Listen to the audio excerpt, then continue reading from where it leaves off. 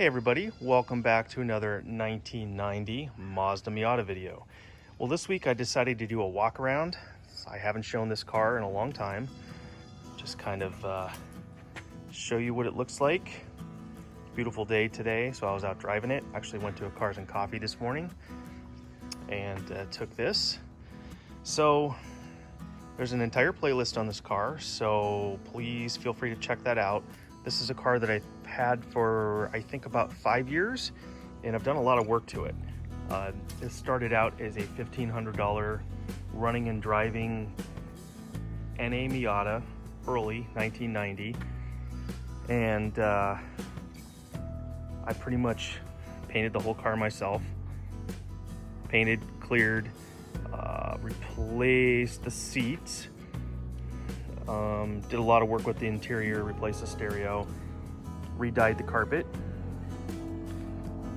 And this is the package that has the power windows and cruise control, and everything actually works on this car. The AC does not work. I think it's been many years since the AC worked, and in fact it's still R12, so not really that big of a deal to me.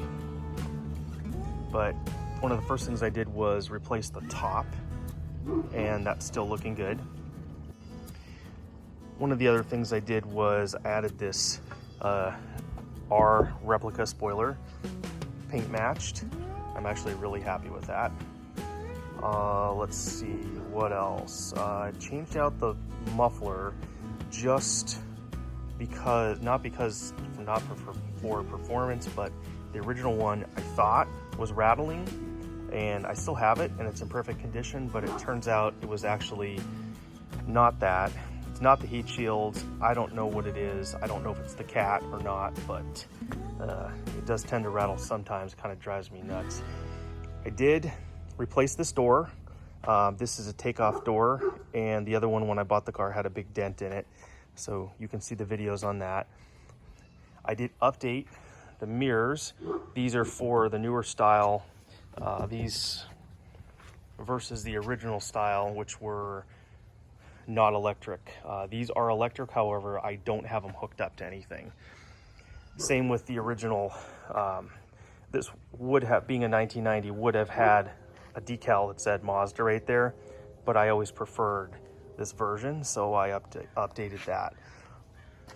Added the aftermarket R spoiler right there, and those are actually kind of daytime running lights. I did also replace these for the clear versions. I still have the original ones, there's nothing wrong with them, but I like the look of the clear a little bit better. Let's see what else. Had the windshield replaced. It was just old, it was pitted. I think it had a scratch from the wiper in it, if I remember correctly. I don't know, it's been a while, but nice brand new windshield. These wheels are off of an ND Miata. They fit on there perfectly. I really like the way they look on there. They are 16-inch, which typically 16s are a little bit big for an NA Miata, but to me, they actually work. I really like them. So let's take a look at the interior. Here on the inside, I did swap out both seats, and the door panels are actually in really good condition. Made these entry guards. There's a video on the channel on the playlist with those. I think those would cost me maybe $5. Did switch out the stereo. I do have the original stereo for this car, but it's just a cassette player, and I wanted something with Bluetooth. So I do have a dash cover. When I bought this car, the dash was in perfect condition. However, over the last several years, it did develop a crack, like they all do right there. So unfortunate, but I guess not that big of a deal. We have 191,869 miles. I did rebuild the shifter. There's a video on the channel. The shifter was rebuilt. It's actually really nice. I'm really happy with that. Let's see what else. Did add this sport bar. Got this with a package deal. and maybe a lot of people may not like these, but it does really stiffen up the chassis, and I actually like the way it looks. It was stainless steel when I got it, and I sprayed it black. I just think it looks a little bit better. So I'm trying to think what else. I have the original steering wheel, obviously an airbag, and I have no intention of swapping out the steering wheel. I don't like these with aftermarket steering wheels. They just don't look right to me, and I'm okay with this. This is in really good shape. So everything works. Power windows work. I do need to replace the window rollers, the bushings in there, because these windows are a little on the slow side. I do have Delrin door bushings. I don't know if they help or not, but they were not expensive. So let's take a look at the headlights. I do have LED capsules in there, which you can easily find on Amazon or eBay, and see when you turn the lights on, these come on. One thing I forgot, I do have these really cheap aftermarket floor mats. They're cut to fit, but they, this one's a little dirty, a little dusty, but they're pretty flimsy. I would like to get something a little nicer one of these days, but let's take a look under the hood.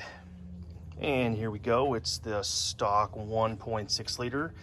I do have some aftermarket plug wires because they're yellow, and I think it matches kind of the yellow accents I have going here.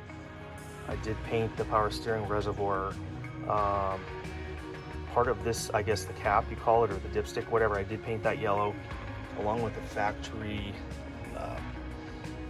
oil cap right there.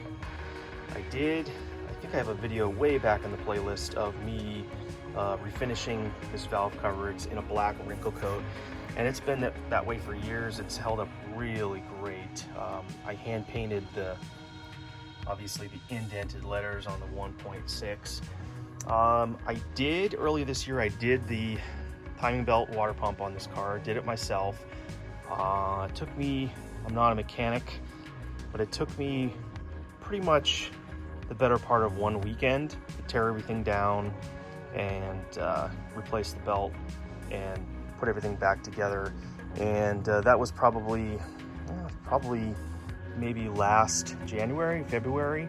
I don't even remember at this point. I'd have to check, but no problems. I did that because the water pump started leaking, so I figured it was time to replace them both. So no leaks up top. I do have a bit of an oil leak coming. I think it's from the rear main seal, which I guess when it's time for a clutch, we'll address that. But for the most part, this car is pretty clean. It actually doesn't leak anything. I never had the underbody tray with this when I got it, and as you can see, it's missing. A lot of these are missing just because they get torn off or ratty or whatever, but I would like to find one and replace that.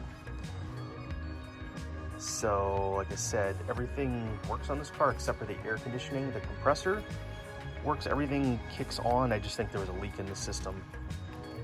And added my Radwood sticker. Gotta support Radwood. I'm a big fan of that. And it's pretty clean.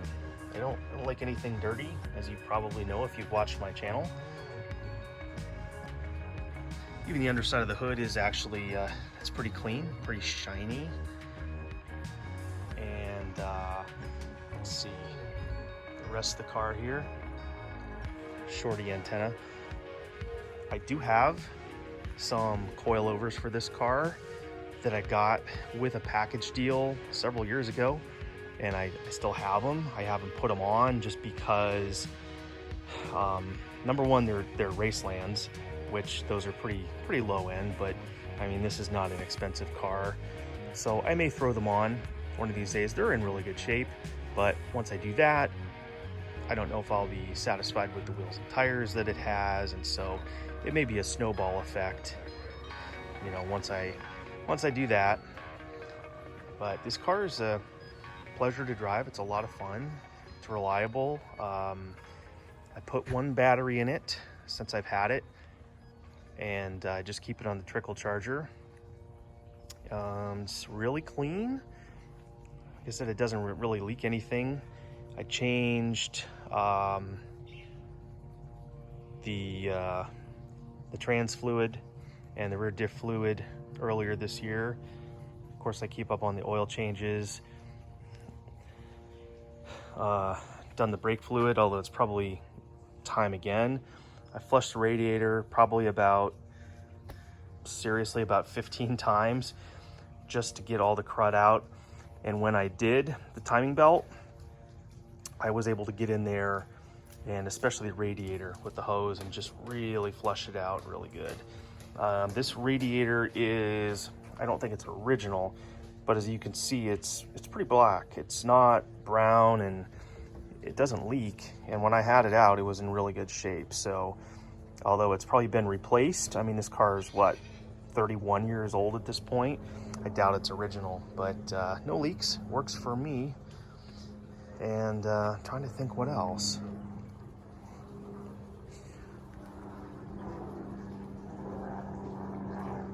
So it's got a good shine to it. I said this is a rattle can paint job. I got lots of videos in the playlist about that. And honestly, the key is you got to do the 2K clear over top of it, because I painted this once, and within about 2 years it had faded really badly. But fortunately, I still had a ton of the same paint left over because I bought a case of it. So I repainted the car again, and then pretty much immediately put some clear over top. And as you can see, I mean, I think it's got probably a decent amount of orange peel, but you know, nothing that a factory finish wouldn't represent. This is an early 1990. I shouldn't say it's a very, very early 1990. Let me see. So we've got, okay, so it's a June of 90. So it's more of a late 1990. So don't have any problems with this. No short nose crank issues. I really took a good look at that when I did the timing belt. So I guess that's all I can think of right now, but I would like to do these walk around videos, do it with the Prelude and the 944, just to kind of show, you know, just show some progress. Last time I did it on the Ranger over there, the 07 Ranger.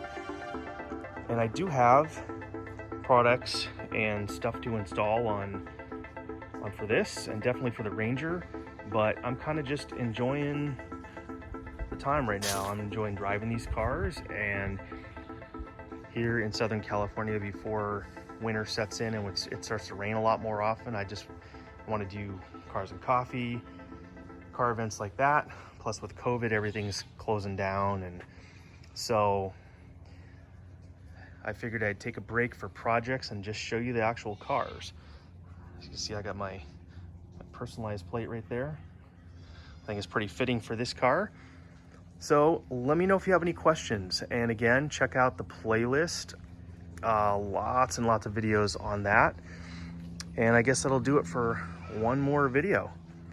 So until next time, we'll catch you on the flip side.